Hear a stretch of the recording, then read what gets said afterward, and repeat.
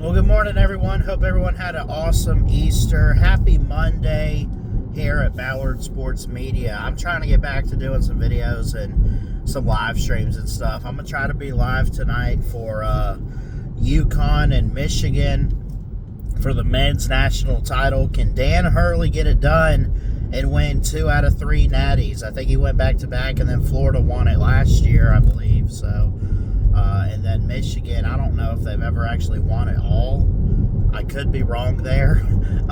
Correct me in the comments. I don't really have much notes to go off of right now, but I did kind of see some things and want to talk up. Just kind of promote the basketball stream tonight. We're going to try to go live. If I end up tired, I'm tired. I'm headed back home from my girl's house, and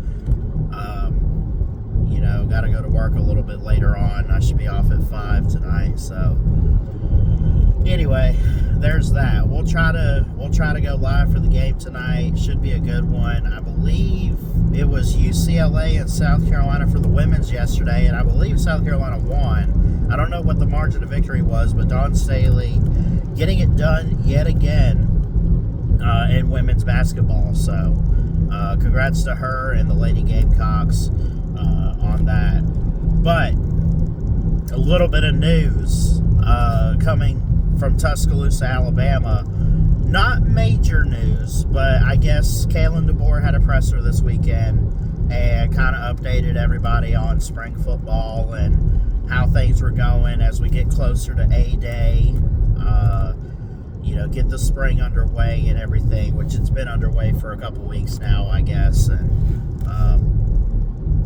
stuff like that. So I will say that what I was able to see and read up on regarding the quarterback situation, and Bama fans, you let me know how you feel about really anything or anything you've heard.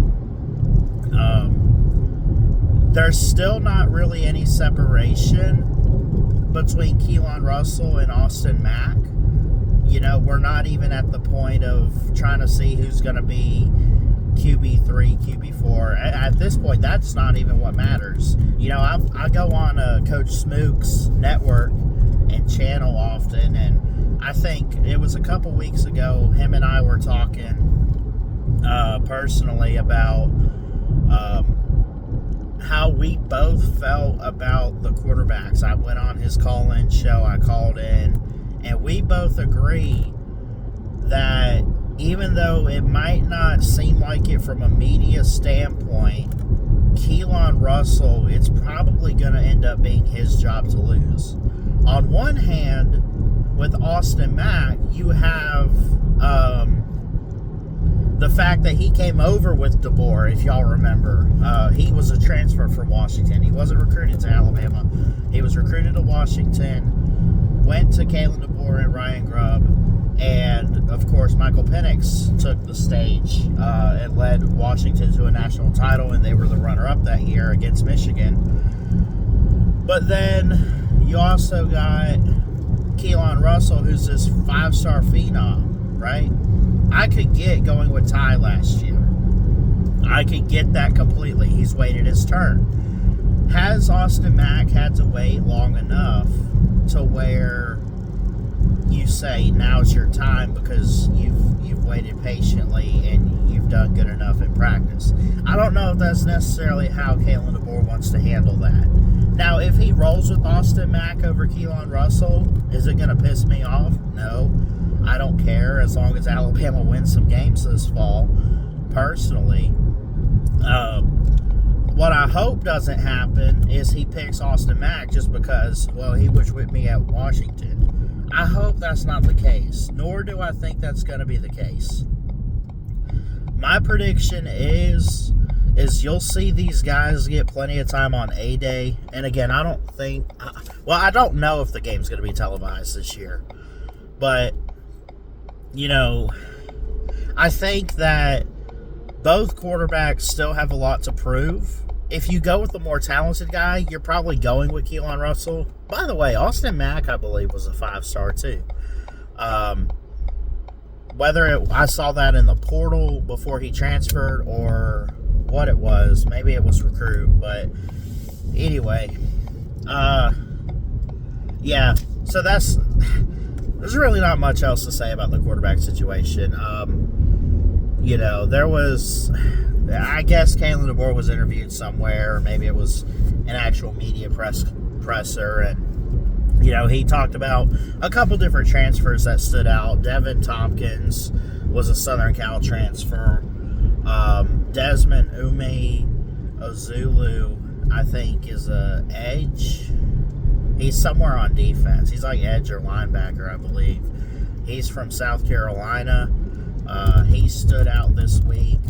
I guess they had like a Good Friday practice, or a practice on Good Friday. I don't know if you want to necessarily call it Good Friday practice, but they apparently practiced on Friday before the Easter weekend. But a couple key guys stood out for Kalen DeBoer. I'm excited for the fall. I'm excited for everything. We're going to have a good season. I think Alabama is going to be one of the top teams, at least in the SEC. I know that it's hard to probably picture that or come to agreement with it because of the quarterback play, and I could get that. I have my doubts too, or I don't know if I want to say doubts, but I have worries and questions when it comes to it. But again, it's like, look, if this is a guy, if Kalen DeBoer really is this coach for Alabama, I'm not saying he's going to go out, and I said this when he got hired, he's not going to be Nick Saban. He shouldn't even try to be that. Do you want to win championships? Hell yeah. Go for it. Don't try to compare yourself to the guy before you. Just don't do that. Just be you, dude. Like, if you win one, great.